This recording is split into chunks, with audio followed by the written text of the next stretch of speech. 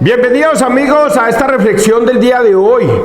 Hoy es lunes, pero yo quedé con unas ganas de haber reflexionado del evangelio de ayer domingo, una cosa impresionante. Estuve escuchando dos evangelios en el día de ayer desde dos puntos de vista.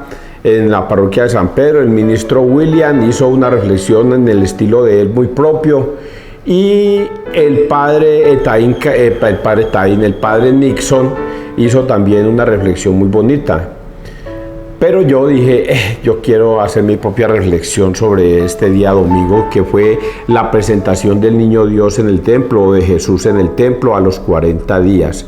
Por eso yo quiero reflexionar en el día de hoy sobre el evangelio de ayer, para que ustedes, si quieren, me presten atención, porque es que hay cosas aquí tan bonitas para decir que yo quiero hacerlas apologéticamente para que ustedes lo vean desde otra perspectiva diferente, porque cada uno que lee el evangelio tiene su propia forma de expresarlo o de enseñarlo.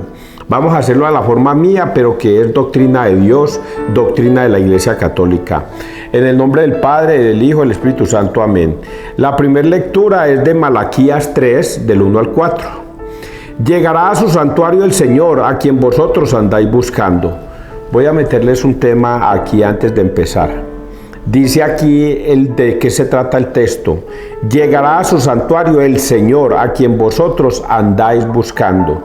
Andamos buscando a un Señor que es el Mesías, y como la gente lo va a ver en ese tiempo, porque es Malaquías profetizando que va a llegar el Mesías, y los judíos esperaban a un ser superdotado, poderoso, un rey que iba a llegar con fuerza, con poder, a destruir a los romanos en ese caso, y a darles paz y tranquilidad a todos los judíos.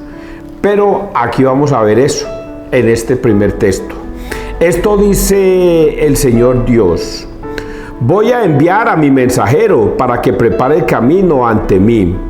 De repente llegará a su santuario el Señor, a quien vosotros andáis buscando, y el mensajero de la alianza en quien os regocijáis, mirad que está llegando, dice el Señor del universo. ¿Quién resistirá el día de su llegada? ¿Quién se mantendrá en pie ante su mirada? Pues es como fuego de fundidor, como lejía de lavandero. Se sentará como fundidor que refina la plata, refinará a los levitas y los acrisolará como oro y plata. Y el Señor recibirá ofrenda y oblación justas. Entonces agradará al Señor la ofrenda de Judá y de Jerusalén, como en tiempos pasados, como antaño. Palabra de Dios, te alabamos a ti, Señor Jesús. Malaquías nos muestra aquí a un Mesías ya grande, a un Mesías de 30 años. Nos muestra al Señor que va a venir. Pero aquí es donde yo me voy a centrar un poquitico, porque nadie conoce al Mesías. Unas cuantas personas lo han dado a conocer, pero no todos. Entonces aquí vamos a ver el primer indicio, que Malaquías profetiza esto. Esto dice el Señor: voy a enviar a mi mensajero para que prepare el camino ante mí. ¿Quién es ese mensajero para que prepare el camino ante mí? Juan el Bautista. Ese es el mensajero que Dios manda para que prepare el camino ante mí. ¿Y quién es Juan el Bautista? Recordemos que es hijo de Isabel, que Isabel estaba en embarazo cuando María fue a visitarlo. Isabel ya tenía 6 meses de embarazo cuando María fue a visitarla. Isabel es la que va a engendrar a Juan el Bautista, el último de los profetas, el que va a abrir el camino al Señor, el que va a hablar y va a anunciar la venida del Mesías. Entonces recordemos que aquí estamos hablando de un Mesías de 30 años, al Señor de 30 años. Pero mire cómo lo describe Malaquías. De repente llegará a su santuario el Señor, a quien vosotros andáis buscando, y el mensajero de la alianza en quien os regocijáis. Mirad que está llegando, dice el Señor. ¿Quién resistirá el día de su llegada? ¿Quién se mantendrá en pie ante su mirada? ¿Se imaginan a un ser superdotado, a un hombre poderoso, a un rey que va a venir a destruir al pueblo romano y que los va a sacar de la esclavitud en la que ellos han venido viviendo y que les va a dar esa paz y esa tranquilidad que ellos esperan de ese Mesías durante 700 años? Este es el Mesías que nos muestra Malaquías al inicio. Porque en el Evangelio vamos a encontrar a un niño que es el que van a presentar en el templo.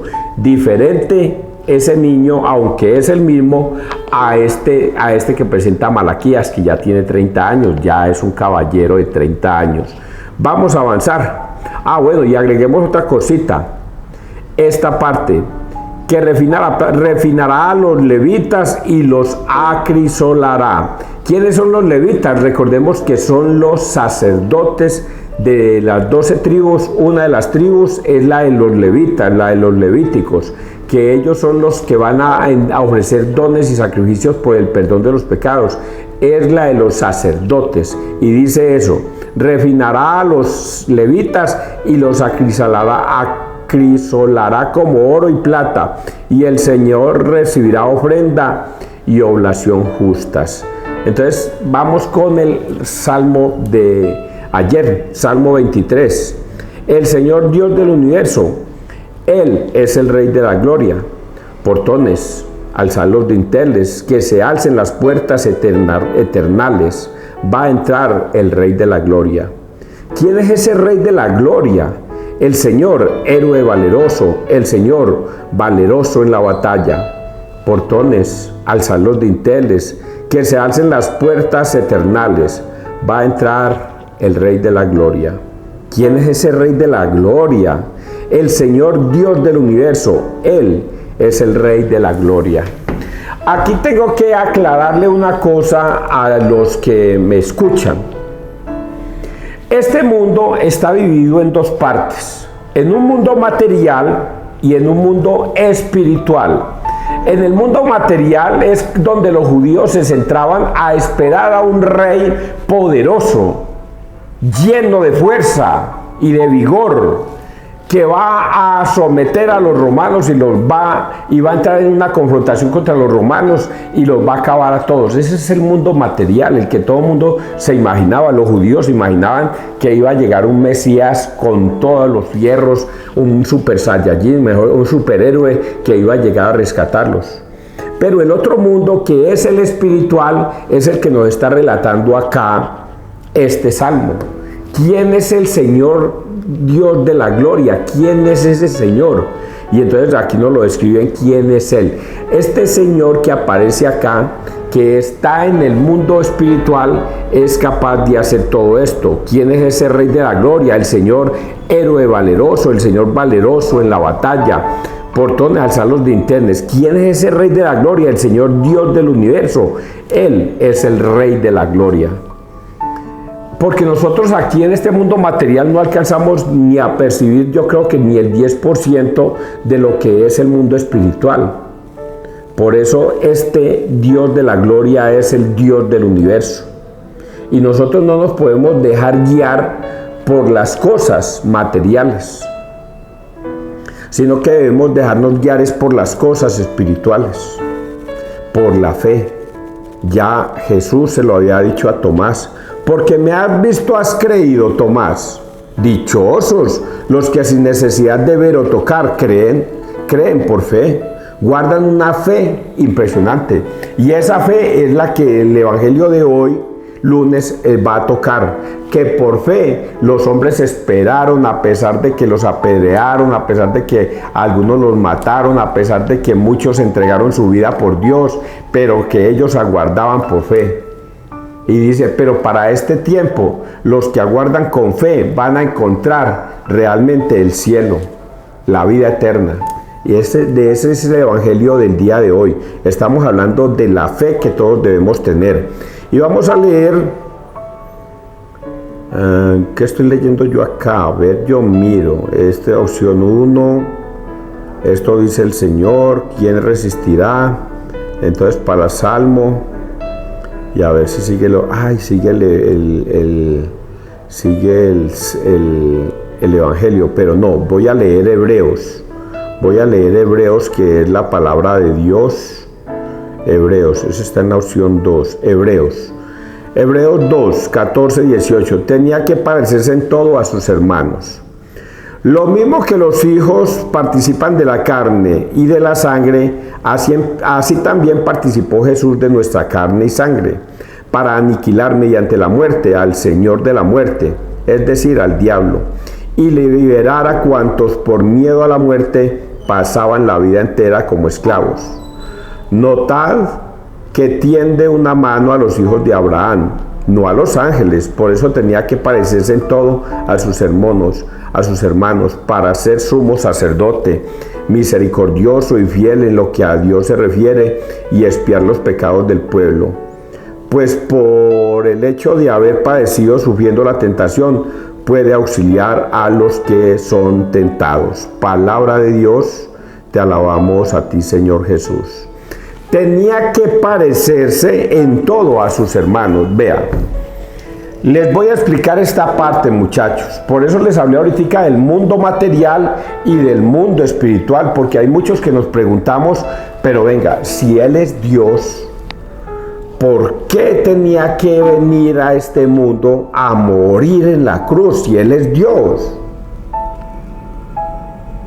Y resulta de que aquí hay un pacto en el Antiguo Testamento. En el Antiguo Testamento Dios dice, le da 10 mandamientos a Moisés en tablas de piedra. Y les dice, cumplan estos mandamientos y serán salvos. Pero el que falle en uno solo de esos mandamientos es como si fallara en los 10. Y no será salvo. Y para desgracia del ser humano de ese tiempo, no hubo uno solo que fuera capaz de cumplir los 10 mandamientos.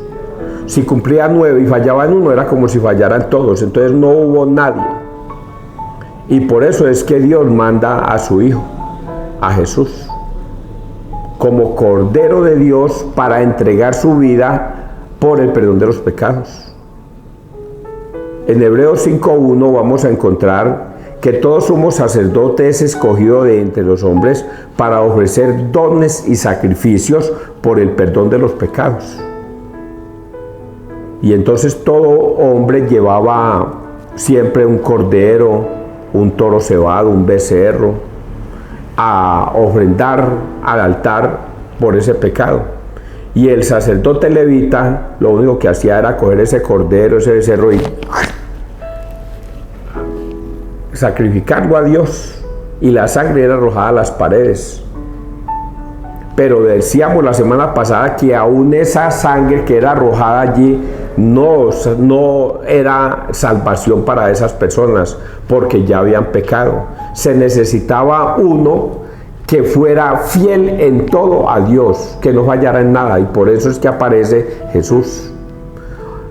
A Él se le ha dado una orden y muchas órdenes por parte de Dios, el Padre.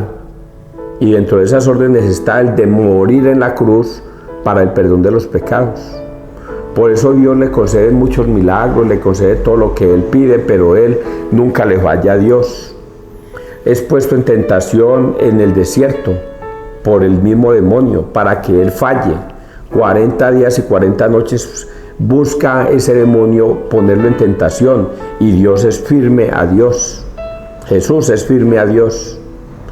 Y cuando iba a morir en la cruz, aún ahí aparecían las tentaciones del demonio para que Jesús no muriera en la cruz. Pero la muerte del demonio que está escrita acá dice, se cumple, porque Dios vence la muerte. ¿Y cómo la vence? Sin haber cometido ni un pecado. Y por eso muere en la cruz, y es lo que aparece acá reflejado. Yo espero que ustedes me estén entendiendo esa parte. Aquí dice, para aniquilar mediante la muerte al Señor de la muerte. Es lo que les acabo de decir. Jesús debe morir en la cruz para aniquilar la muerte, porque como en el Antiguo Testamento no había un solo hombre que fuera capaz de aniquilar la muerte sin cometer ni un solo pecado sobre los 10 mandamientos, entonces no había nadie se salvaba, nadie, todos morían porque era Satanás prácticamente el que los tenía vencidos. 10 mandamientos, y fallaba en uno, ya es como si hubiera fallado en todos. Entonces no había forma que alguno cruzara ese umbral. Por eso es que viene Jesucristo y cruza ese umbral y muere en la cruz, y es ahí donde vence la muerte. Por eso es que Jesucristo se tenía que volver, por eso Dios tenía que reencarnarse en hombre. Bueno, si han entendido, bueno, voy a decir una cosa. Si alguna persona quisiera que yo le explicara estas cosas, o cree que él tiene otra definición diferente a la que yo tengo, concertemos. Yo quiero que hablemos sobre el Evangelio, sobre este Evangelio. Entonces concertamos y hablamos, debatimos sobre este Evangelio como tal. Vamos ahorita sí a leer el Evangelio del día de ayer, domingo. Del Evangelio Lucas: mis ojos han visto a tu Salvador. Cuando se cumplieron los días de la purificación, según la ley de Moisés, los padres de Jesús lo llevaron a Jerusalén para presentarlo al Señor, de acuerdo con lo escrito en la ley del Señor. Todo varón primogénito será consagrado al Señor, y para entregar la oblación, como dice la ley del Señor, un par de tórtolas o 2 pichones. Había entonces en Jerusalén un hombre llamado Simeón, hombre justo y piadoso que aguardaba el consuelo de Israel. Y el Espíritu Santo estaba con él. Le había sido revelado por el Espíritu Santo que no vería la muerte hasta antes de ver al Mesías del Señor. Impulsado por el Espíritu, fue al templo. Y cuando entraban con el niño Jesús, sus padres, para cumplir con él lo acostumbrado según la ley, Simeón lo tomó en brazos y bendijo a Dios diciendo: ahora, Señor, según tu promesa, puedes dejar a tu siervo irse en paz, porque mis ojos han visto a tu Salvador, a quien has presentado ante todos los pueblos, luz para alumbrar a las naciones y gloria de tu pueblo Israel. Pero me falta otro pedacito, espérese, yo lo leo aquí en el primero, aquí en este. Por el Espíritu Santo que no vería la muerte antes de ver al Mesías, desimpulsado por el Espíritu, fue al templo, y cuando entraba por el niño, Simeón lo tomó en los brazos. Ahora, Señor, según tu promesa, puedes dejar a tu siervo irse en paz, porque mis ojos, luz para alumbrar a las naciones y gloria de tu gloria. Ay, pueblo de Israel, ay, porque aquí no aparece Ana. Ay, bendito sea Dios, en este no aparece Ana. ¿Por qué? Ay, palabra de Dios. Gloria a ti, Señor Jesús. Ay, ¿por qué no me aparece el relato de Ana? Ay, bueno. Bueno, muchachos, ya ustedes conocieron el relato. ¿Qué es? Es la presentación del niño Jesús en el templo. Se debe cumplir lo que está estipulado por la ley de Moisés, que todo hijo varón debe ser presentado en el templo 40 días después para la purificación. Y lo mismo la mujer. Se deben presentar. ¿Y cómo se deben presentar? Los que tengan plata, que lleven un becerro, que lleven un toro, que lleven un cordero. Pero los que no tienen plata, los pobrecitos, que lleven un par de pichones o un par de tórtolas. Pues la familia de Jesús no es rica. Llevan un par de pichones para presentarlo al templo. Pero acá ya vimos la primera parte. Pero acá se centran en Simeón. ¿Quién es Simeón? Simeón es simplemente un ciudadano más del mundo entero, pero que tiene unas características especiales. Simeón es cualquiera de nosotros, ¿Cuál es la característica especial que tiene Simeón? Esta, la característica que tiene Simeón. Había entonces en Jerusalén un hombre llamado Simeón, hombre justo y piadoso que aguardaba el consuelo de Israel, y el Espíritu Santo estaba con él. Esa es la característica especial de Simeón. Ojo bien lo que acabo de decir. Simeón es cualquiera de nosotros, cualquiera. No es un hombre especial, no es un hombre bueno, es un hombre común y corriente, solo que tiene una característica especial que no todos la tenemos. Es un hombre justo y piadoso. En eso sí nos va ganando Simeón. Era un hombre justo y piadoso.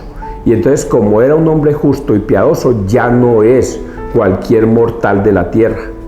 La característica para ser como Simeón debe ser que sea un hombre justo y piadoso, o una mujer justa y piadosa. Esa es la característica especial que tiene Simeón. Y otra característica especial que él tiene, que estaba lleno del Espíritu Santo. O sea que Dios, el Espíritu Santo, lo había escogido a él. Esa es otra característica a cualquiera de nosotros. Debe tener el Espíritu Santo dentro. ¿Y cómo es el Espíritu Santo? ¿Cómo hago yo para saber si yo tengo ese Espíritu Santo? ¿Cómo hago yo para saber? Pues lo primero que usted debe saber es que debes obedecer en todo a Dios. Si tú obedeces en todo a Dios, el Espíritu Santo honra en ti. Entonces podrían decir los protestantes: César, nosotros honramos a Dios en todo. No pecamos, no fornicamos, no matamos, no robamos, no deseamos la muerte del prójimo, Pero la pregunta que le hago yo es: ¿y ustedes van a misa? No. Nosotros somos de otra congregación. No está el Espíritu Santo con ustedes. ¿Ustedes se confiesan con un sacerdote que Jesucristo lo manda en Juan 20, 21, 23? No, porque Él es un hombre común y corriente. El Espíritu Santo no está con usted.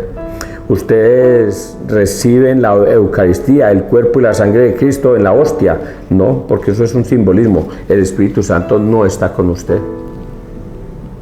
Entonces, este hombre justo, Simeón, sí recibe el Espíritu Santo porque obedecía al Señor. Y una de las cosas que le obedecía al Señor es que el Espíritu Santo le dijo: oiga, mijo, Simeón, usted no va a morir hasta que no conozca al Mesías. Y el Mesías aparece. De repente le nace un día ir a misa a Simeón. Irse para el templo, le nace ir.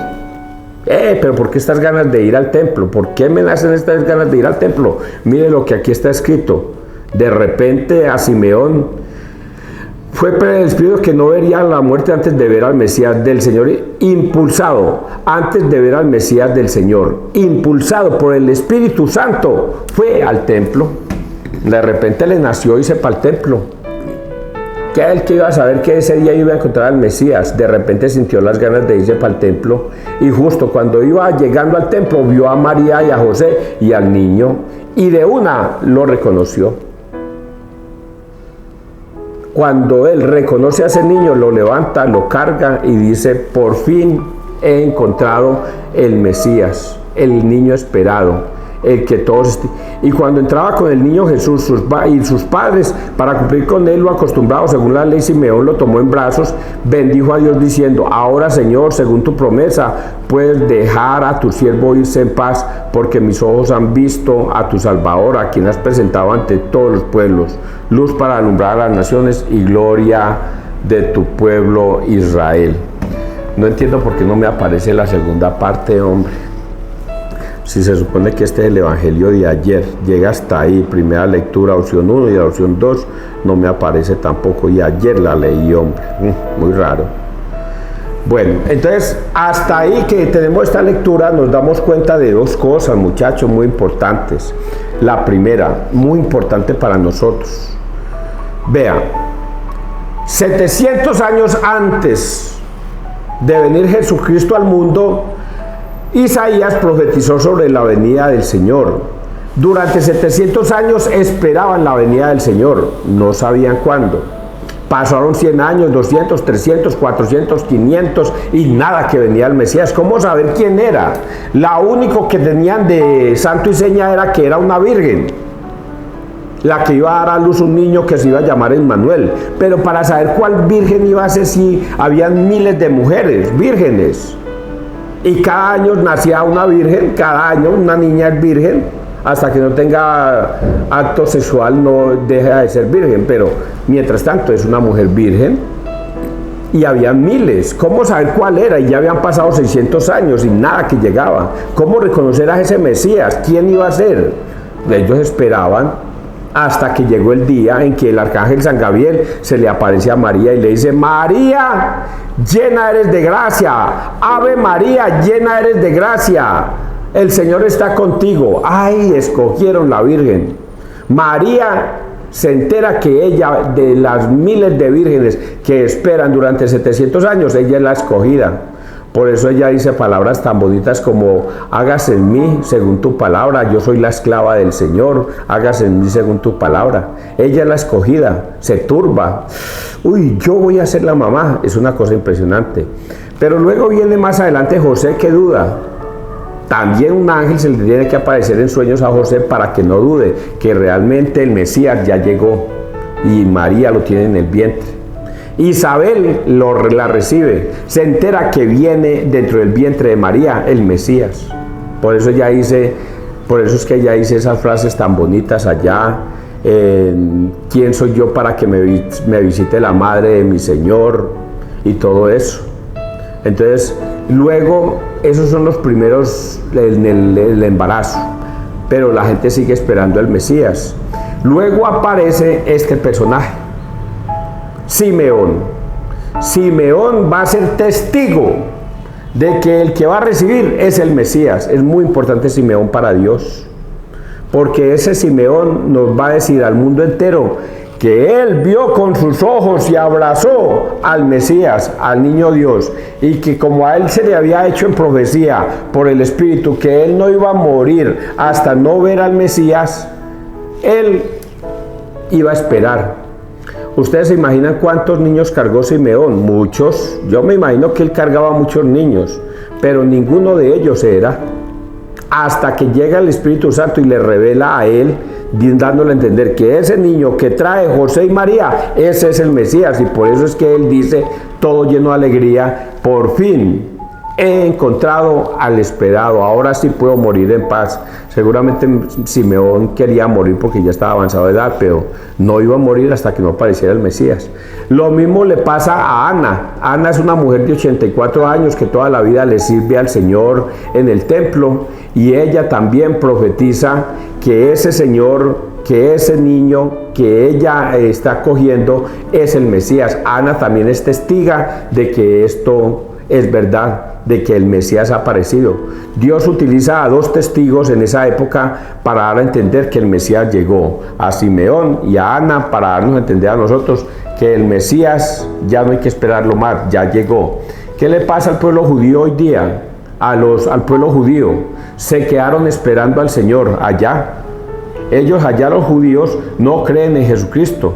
Ellos dicen que es un profeta, pero ellos no lo reconocen como el Mesías, porque ellos todavía siguen esperando el Mesías. Han pasado otros 2000 años y ellos siguen esperando el Mesías porque no quisieron reconocer a Jesús. A pesar de que Simeón le va a decir que es él, no le creen. Ana les va a decir, ese niño es, no le creen. Y otro personaje que lo leímos en Malaquías es: he mandado a mi mensajero. Juan el Bautista también va a dar testimonio de que ese niño y ese caballero que se va a bautizar a los 30 años realmente es el Mesías. Ese es el mensaje que yo quería dar en el día de hoy. Me extiendo, pero es que yo no sé cómo reducirlo más. Es todo bonito, ¿cierto? Que Dios te bendiga, que Dios nos bendiga donde quiera que todos estemos.